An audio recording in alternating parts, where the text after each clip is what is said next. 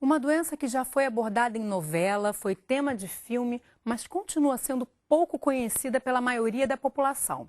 E é por isso que a esquizofrenia ainda é cercada de muito estigma e preconceito. Hoje o Ligado em Saúde vai desfazer esses enganos. E você vai ver que a vida de quem tem esquizofrenia pode ser muito parecida com a minha, com a sua ou com a de qualquer outra pessoa. É agora no Ligado em Saúde.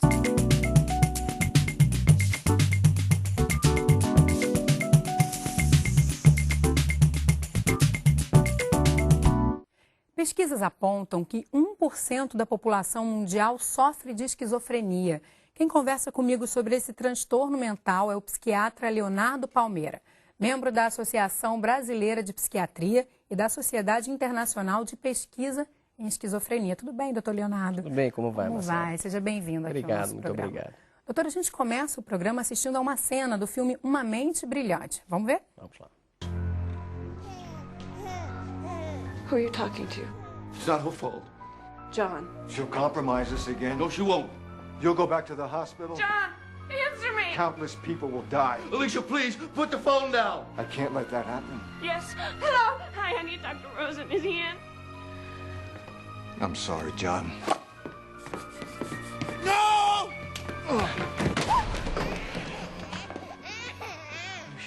You know what you have to do, Nash. She's too great a risk.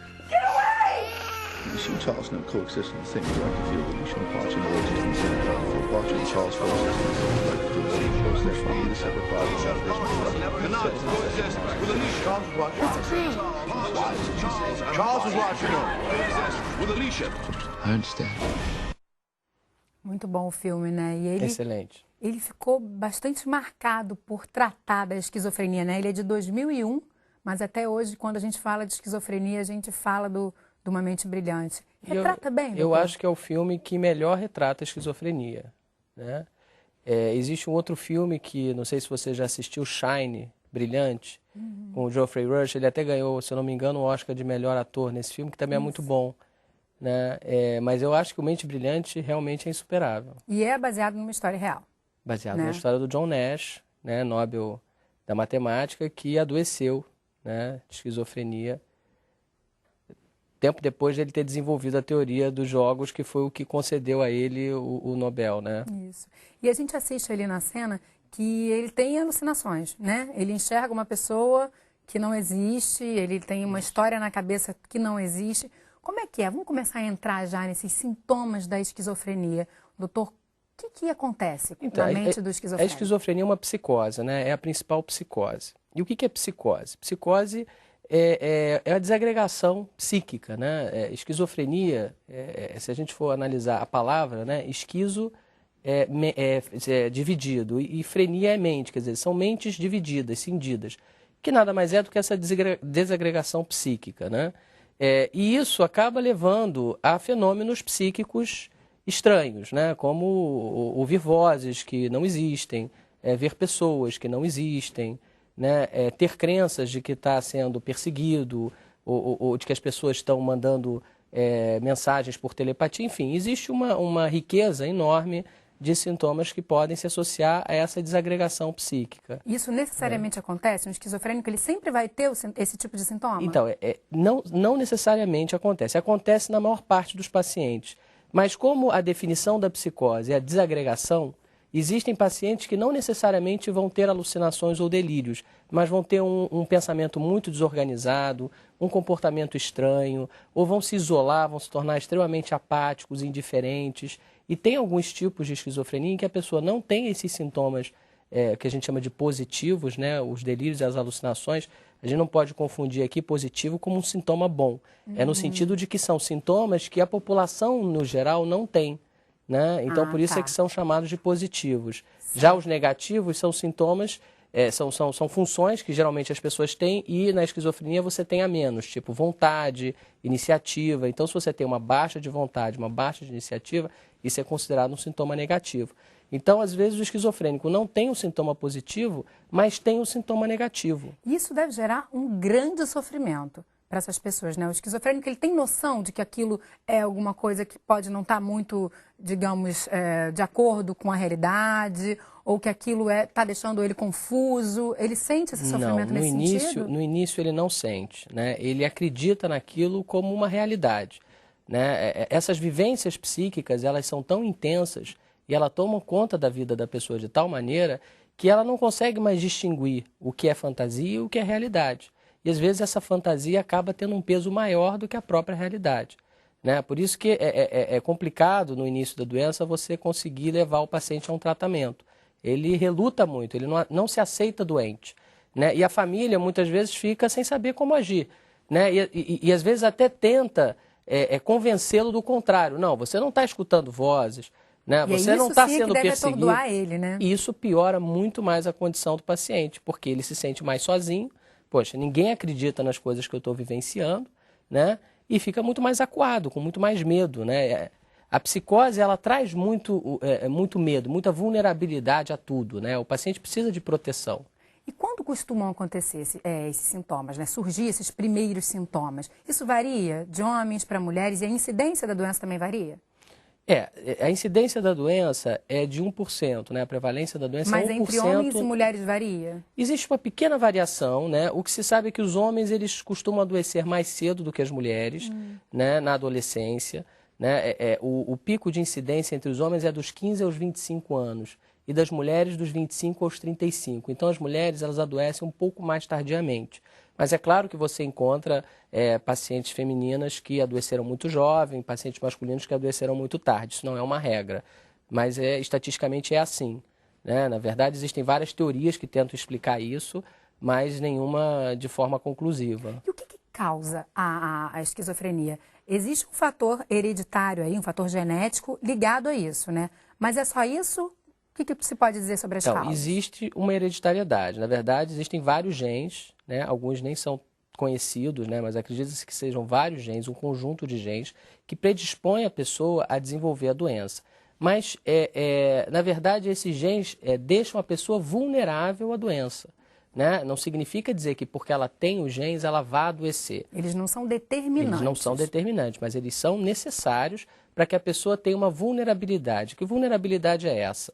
Né? Ela chega no momento da adolescência, onde ocorrem a maior parte dos casos, e por situações de estresse, de conflitos extrapsíquicos ou até intrapsíquicos mesmo. A gente sabe que a adolescência é um momento bastante conturbado na vida da pessoa. Que exemplos seriam esses? Que eventos seriam? Problemas de ordem familiar, de aceitação social, entendeu? Problemas intrapsíquicos como angústias, inseguranças que a pessoa possa ter nessa fase da vida. E aí, junto a essa vulnerabilidade que ela tem, ela pode adoecer. Então, o fator ambiental, ele é responsável por 50% do risco de adoecimento. E o fator genético pela outra metade do risco de adoecer. E o uso de algum tipo de droga, isso também pode facilitar? Pode ser uma via facilitadora? Isso é muito importante você ter tocado nesse ponto, porque existem vários estudos mostrando que o uso precoce da maconha, né, a partir dos 13, 14, 15 anos, pode predispor essa pessoa também à esquizofrenia. Olha. Ela tem uma vulnerabilidade genética, né? Ela começa a usar a droga e a maconha ela tem uma ação no cérebro que susceptibiliza essa pessoa a um surto. Então, a gente pode dizer que essa pessoa possivelmente não fosse desenvolver um surto se ela não tivesse usado a maconha. Isso também pode acontecer com outras drogas, né? Mas a gente sabe que a maconha acaba sendo a porta de entrada de muitos adolescentes, né? É mais popular, né? Mais usada, digamos. Mais usada, geralmente, né? É o que é oferecido primeiro. Então a gente fica um pouco preocupado com a maconha nesse sentido. Mas as outras drogas, elas também pioram muito o prognóstico da doença. Os pacientes esquizofrênicos que são usuários de drogas geralmente têm um curso mais crônico, de mais difícil recuperação. E drogas lícitas como o álcool também pode ajudar? Também pode comprometer, né, a estabilidade dessa pessoa, né? O alcoolismo, né? O esquizofrênico ele pode, além da esquizofrenia, ter outras doenças. Ele pode ter uma dependência da cocaína, ele pode ter um alcoolismo, né? Isso, naturalmente, é uma outra doença grave que vai agravar ainda mais o curso da doença dele, né, de base. E como é que se descobre que a pessoa é esquizofrênica? Não existe um teste laboratorial que dê aquela certeza, né? Então, como é que é feito esse diagnóstico? É um diagnóstico de exclusão? É um diagnóstico clínico? É um diagnóstico eminentemente clínico através do exame psíquico. O psiquiatra, ele possui ferramentas que ele utiliza, ferramentas de exame, né, que ele utiliza na consulta, né? Então, ele parte da percepção dos pensamentos da pessoa, do humor, do comportamento, do gestual dela. Então, a gente tem uma série de ferramentas que vão possibilitar o diagnóstico sindrômico daquele paciente naquele momento, né? Ele tem uma síndrome psicótica, ele tem delírios, ele tem alucinações, ele está com o afeto dele comprometido, não está sabendo expressar suas emoções. Muito bem, mas isso não é suficiente para dizer que esse indivíduo é esquizofrênico. Você precisa observar isso ao longo do tempo, né? Então, um diagnóstico de esquizofrenia ele pode demorar até 6 meses de observação. Porque é uma investigação. É uma né? investigação. E você acaba tendo, às vezes, que pedir exame para descartar outras causas de psicose que existem, né? Causas metabólicas, causas neurológicas. Então, às vezes, você faz um exame de imagem, um exame de laboratório, para poder investigar se existe alguma outra explicação para aquilo, né? E com a observação longitudinal ao longo desse período, você então consegue fechar um diagnóstico de esquizofrenia. E normalmente é muito duro para a família receber um diagnóstico desse, né, doutor? É muito difícil. E eu acho que, assim, a gente tem que ter um certo cuidado na hora de dar esse diagnóstico, né? Porque é uma doença que tem muito estigma, muito preconceito. E quando a pessoa escuta, poxa, esquizofrênico, já pensa logo que a vida acabou. E não é isso. O que normalmente traz essa palavra, né? Eu até chamei atenção para isso, para os estigmas e preconceitos. Mas o que normalmente vem à mente quando a gente fala essa palavra? À mente da população? Eu acho que vem várias coisas em mente. Quer dizer, essa pessoa é agressiva, né? Primeiro, você deve ter visto aquele filme do Hitchcock, Psicose, né? Que não é psicose, é psicopatia, né? Então, existe essa questão, psicose, psicopatia. Então, o indivíduo é esquizofrênico, será que ele é mau caráter? Será que ele pode me agredir? Ele pode me matar? Né? A coisa da violência vem muito forte. Exatamente, né? E assim, você tem vários estudos no mundo todo mostrando que a violência não é mais comum num paciente com esquizofrenia do que na população em geral, né? Pelo contrário, muitas vezes os esquizofrênicos são até muito mais vítimas de agressão. Mas de onde você acha que veio, então, essa associação? Não tem nada a ver com o comportamento geral, então, do esquizofrênico? Eu acho que não tem a ver com o comportamento do esquizofrênico, mas talvez tenha a ver com a história da loucura, né? Da segregação, né?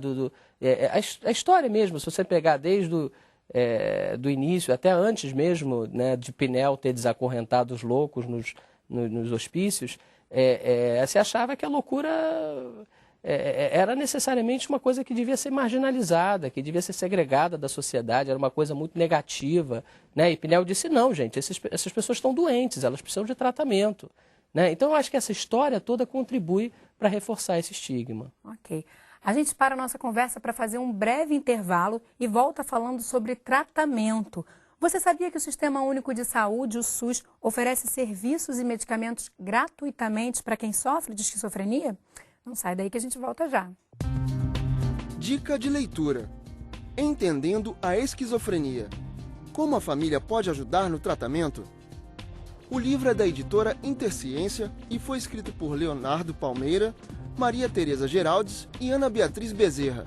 Você também pode saber mais sobre a doença acessando o site www.entendendoaesquizofrenia.com.br.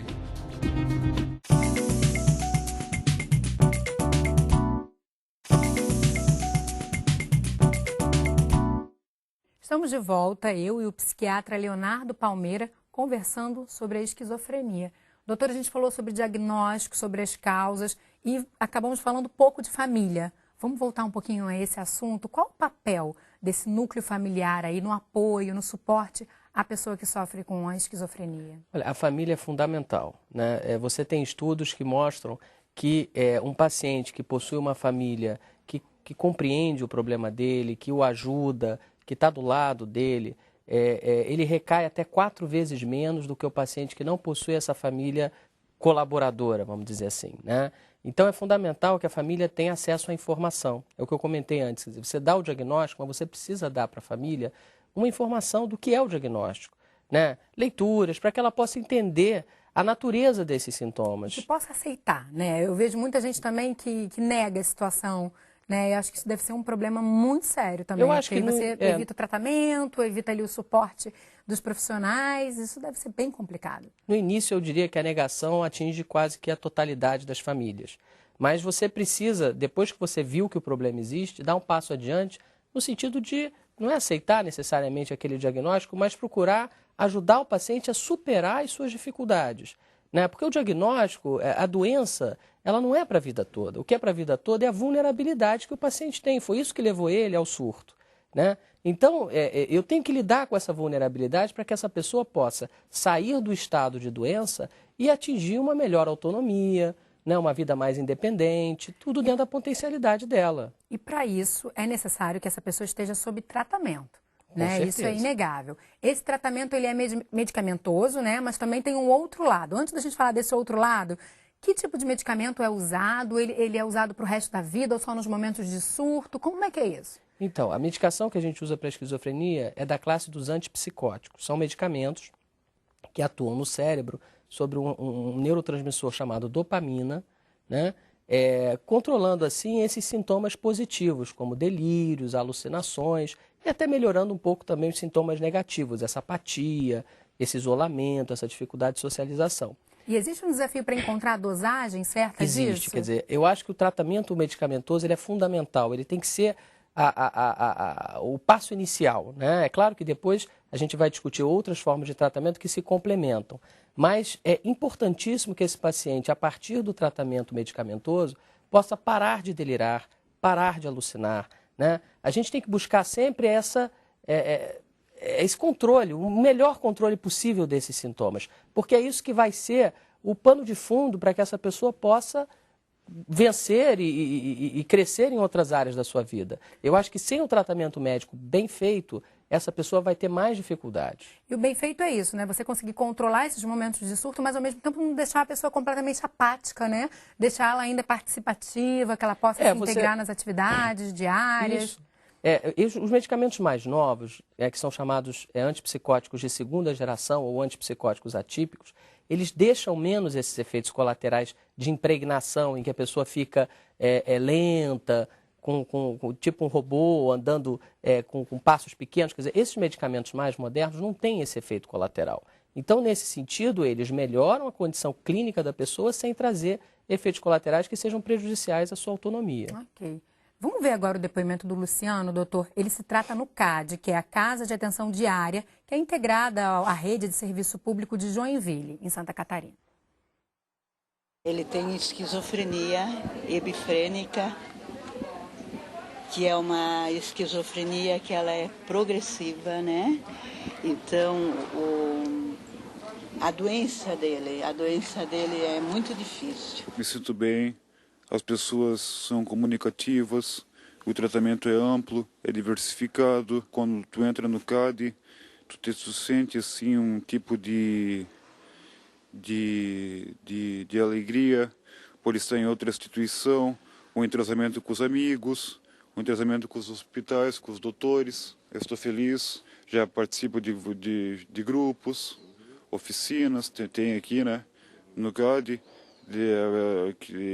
O espaço abre a mente do ser humano, tanto para doenças bipolares, esquizofrenias. Eu não me sinto só como eu me sinto na minha casa, né? Porque aqui eu estou protegida, eu sou recebida com amor e carinho, né?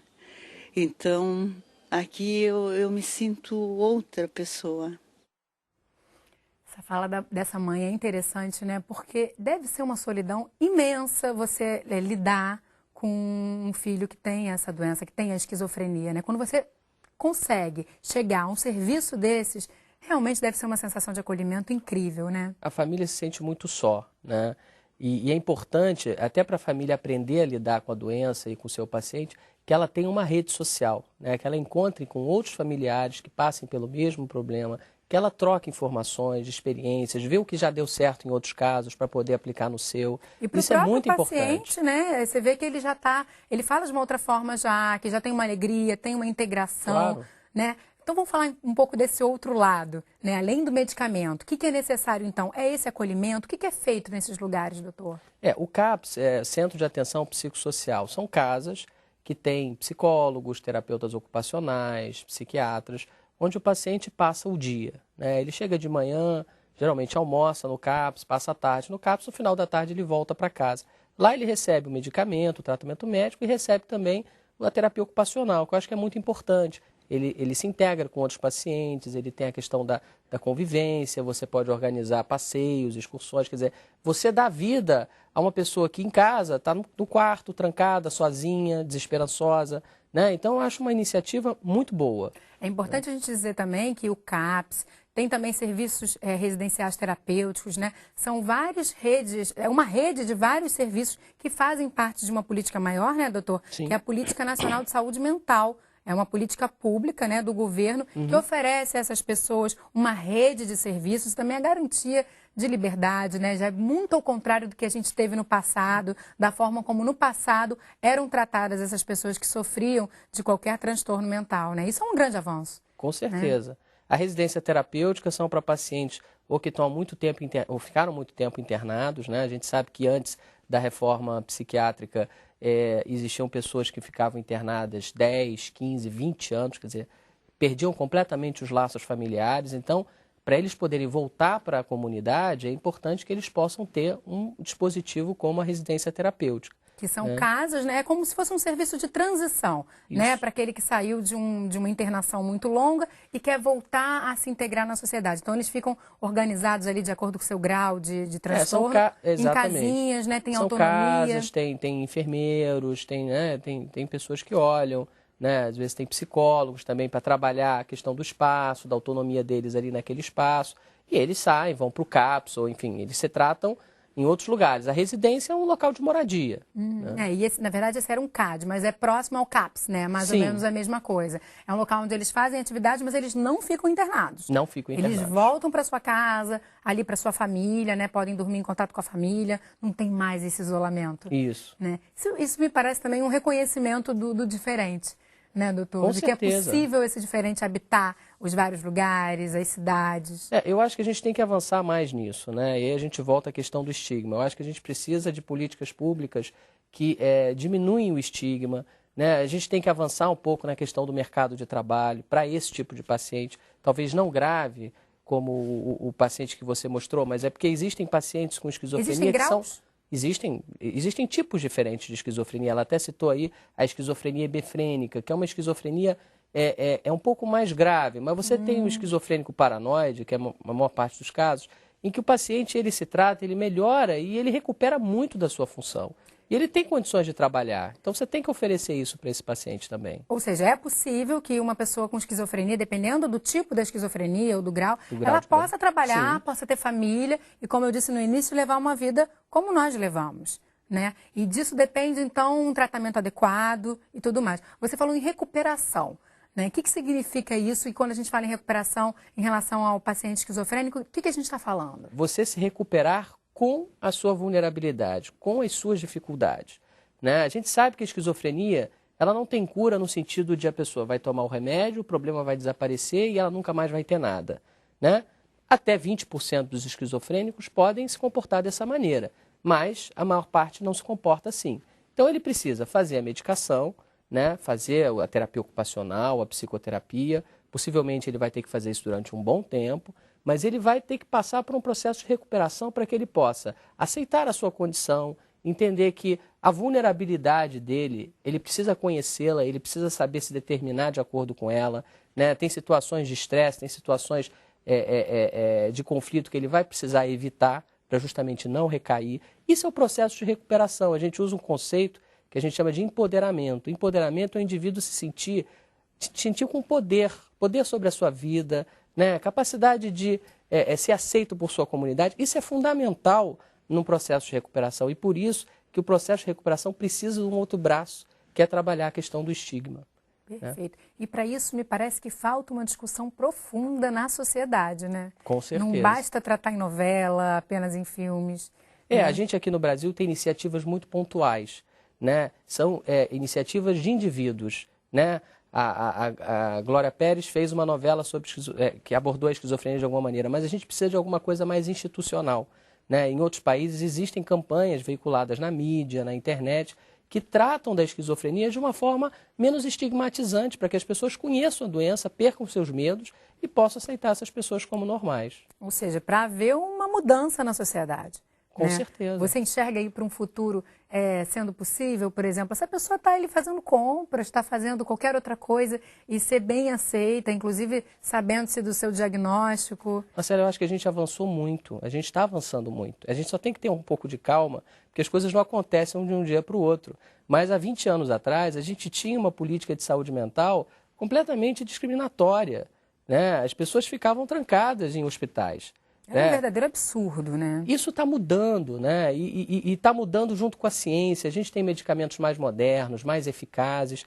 O próprio Ministério da Saúde disponibiliza essas medicações, né? Nós temos um medicamento que é indicado na esquizofrenia refratária, aquela esquizofrenia que não responde a outros remédios. Existe um medicamento para isso, que o indivíduo pega na sua Secretaria de Saúde e toma, quer dizer, então a gente está avançando, né? Eu acho que isso é otimista, né? E para a pessoa que tenha um familiar esquizofrênico, enfim, ou que queira ajudar alguém próximo, qual é a orientação para que ela chegue a esse serviço público que a gente viu ou a qualquer outro? Eu acho que ela deve procurar uma avaliação médica, de preferência psiquiátrica, então ela deve ir ou ao CAPS, se houver um CAPS próximo à residência dela, ou a um posto de saúde e solicitar um atendimento. Eu acho que a avaliação é o ponto de partida. Tá, e aí ela chegando num posto de saúde ou numa unidade qualquer, ela pode se informar se existe, né, como é que a saúde mental está ali organizada no seu município, na sua cidade. Tá bom, doutor, muito obrigada. Espero que de alguma forma a gente consiga contribuir aí para o maior esclarecimento sobre a doença, né, para que as pessoas aceitem mais essa questão e discutam, né? Discussão me parece que é o melhor caminho aí nesse. Obrigado e parabéns pela iniciativa de vocês. Obrigada a você, foi um grande prazer te receber Igualmente. aqui. O Ligado em Saúde de hoje termina aqui. Se você tem alguma dúvida de saúde ou sugestão de tema, mande pra gente. Nosso e-mail é ligado@canalsaude.fiocruz.br ou então ligue para o 0800 701 8122. Acesse também o site do Canal Saúde, o www.canalsaude.fiocruz.br. Nele você encontra programas que já foram exibidos e conhece toda a nossa programação. Eu te espero no próximo programa para a gente ficar ainda mais ligado na sua saúde. Até lá!